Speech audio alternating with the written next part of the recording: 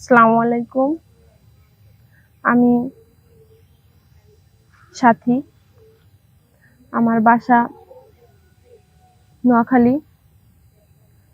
তো আমার বিয়ে হয়েছে। আমার জামাই আছে।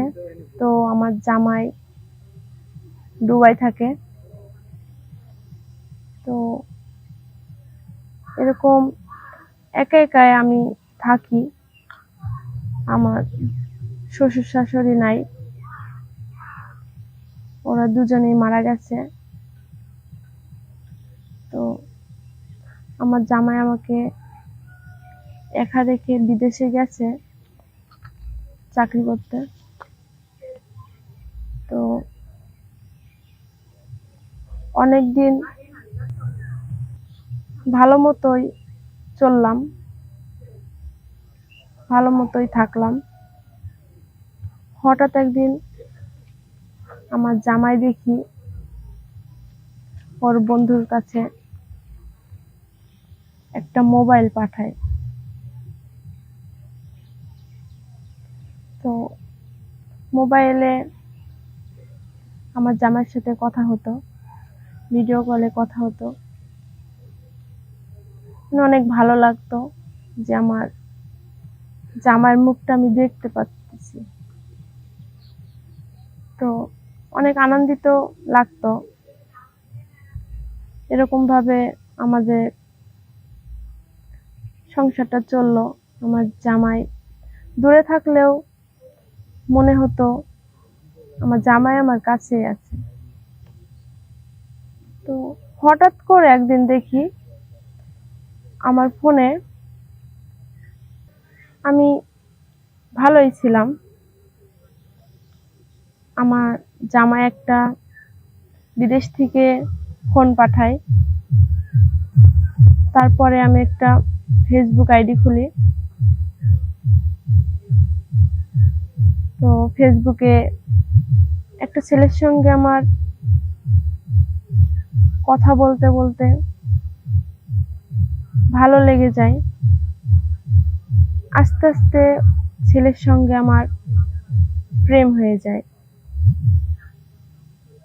তখন আস্তে আস্তে আমার জামার সঙ্গে আমি কথা বলা কম করে দিই, আর ছেলের সঙ্গে আমার আস্তে আস্তে গভীর একটা প্রেম হয়ে যায়। এভাবে চলতে থাকে। একদিন হঠাৎ করে দেখি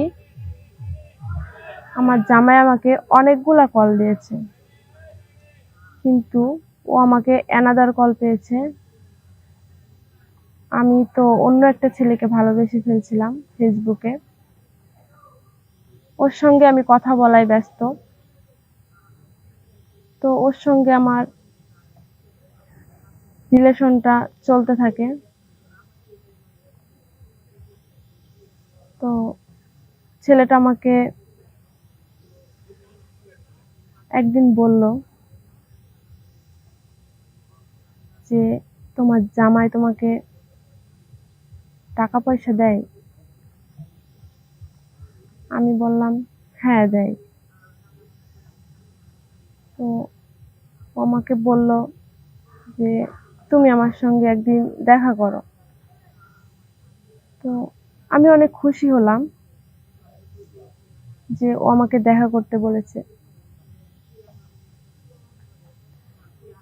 তো আমার জামাইয়ের কাছ থেকে ফোন দিয়ে আমি অনেকগুলো টাকা চাইলাম ওর সঙ্গে দেখা করতে যাব বলে।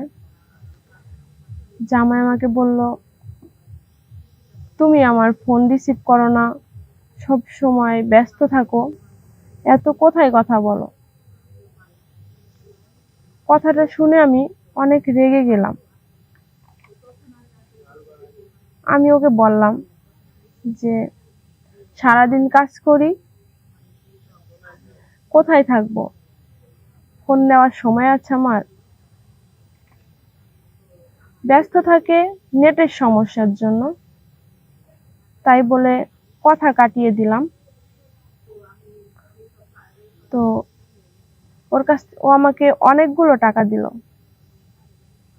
সে টাকা নিলাম, নেওয়ার পরে ওর সঙ্গে আবার যোগাযোগ করা বন্ধ করে দিই। তো আমার জামাইয়ের কাছ থেকে অনেকগুলো টাকা নিলাম। তার 2-1 দিন পরেই আমার বয়ফ্রেন্ড আমারে ফোন দেয়। ফোন দিয়ে বলে যে কালকে দেখা করতে।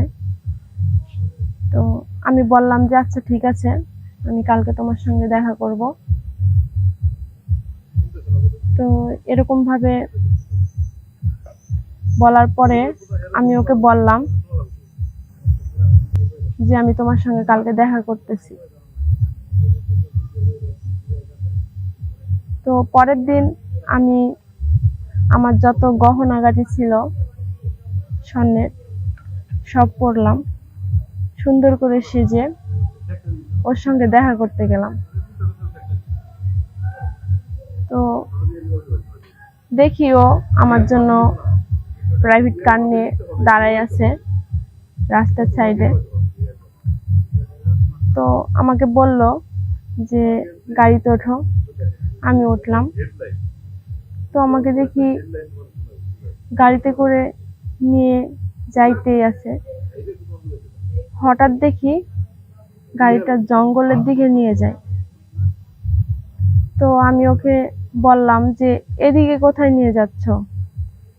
ও আমাকে বলল যে আমরা তো ঘুরতে আসছি, তাই না, আমরা ঘুরবো। তো আমাকেও বলল যে তোমার কি এদিকে ভালো লাগছে না? আমি বললাম যে কেন লাগবে না ভালো, তোমার জন্য তো আমি মরতেও পারি। তো আমাকে আস্তে আস্তে দেখি গভীর জঙ্গলের দিকে নিয়ে চলে যায়।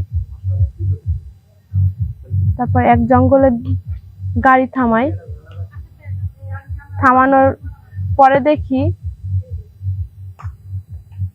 গাড়ির সামনে অনেকগুলা ছেলে দাঁড়ায় আছে। তো আমার বয়ফ্রেন্ড ওর দিকে ইশারা দিতেছে। আমি ওকে বললাম যে ওদেরকে তুমি চিনো? আমি এই কথা বলার সাথে সাথে ও হাসলো। হাসার পরে ওদের কাছে আমাকে ধাক্কা দিয়ে দেয়। দেওয়ার পরে আমার বয়ফ্রেন্ড হাসতে থাকে আর আমাকে বলল যে তুই একটা বিবাহিত মেয়ে, আর আমি এমন একটা ইয়াং ছেলে তোকে বিয়ে করব, তোকে ভালোবাসছি। তখন আমি ওকে বললাম যে মানে? আমাকে বলল যে তোর টাকা পয়সা, তোর গহনাগাটি নেওয়ার জন্য তোকে আমি ভালোবাসছি। তখন ওই ছেলেদের কাছে আমাকে দিয়ে বলে যে তুই ওদের সাথে থাকবি। আমার শরীরে যত গহনাগাটি ছিল, আমার পার্সে যত টাকা পয়সা ছিল, ওরা সব কেড়ে নেয় আর আমাকে ওরা ধর্ষণ করে। তো ওরা ওখান থেকে টাকা পয়সা যত জিনিসপত্র আছে আমার সব কেড়ে ওরা নিয়ে চলে যায়।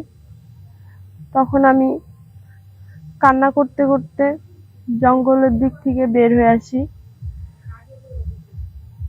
রাস্তায় অনেকগুলো ছেলে দাঁড়ায় আছে। ওরা আমার অবস্থা দেখে অনেক হাসাহাসি করে। তো আমি কি করব ভেবে পাচ্ছিলাম না। আমি তখন ভাবছি যে আমি এখন কি করব। আমি তো আমার জামাইয়ের বাড়িতেও যেতে পারবো না। আমার যত জিনিসপত্র আছে, টাকা পয়সা আছে, সব তো ওরা লুট করে চলে গেছে। আমার ধর্ষণ করে আমার সবকিছু কেড়ে নিয়ে গেছে। আমি কিভাবে মুখ দেখাবো মানুষের কাছে? তো আমি কিছু ভেবে পাচ্ছিলাম না। কে বের হয়ে আসি। আসার পরে আমি ভেবে পাচ্ছিলাম না যে আমি এখন কি করব। তো আমি বাড়িতে গেলাম, বাড়িতে যে বললাম সবাইকে যে আমাকে রাস্তায় ডাকাতে ধরছিল, আমার সোনা গহনা, আমার টাকা পয়সা সবকিছু লুট করে নিয়ে চলে গেছে। এই কথা সবাইকে বললাম। আর আমার জীবনে এরকম ঘটনা যেন আর কারোর জীবনে না ঘটে। তো এরকম ভুল কেউ করবেন না। ফেসবুকে না জেনে, না শুনে, না চিনে কাউকে ভালোবাসবেন না, কাউকে বিশ্বাস করবেন না। যে বিশ্বাস করবে সে আমার মতো ঠকে যাবে।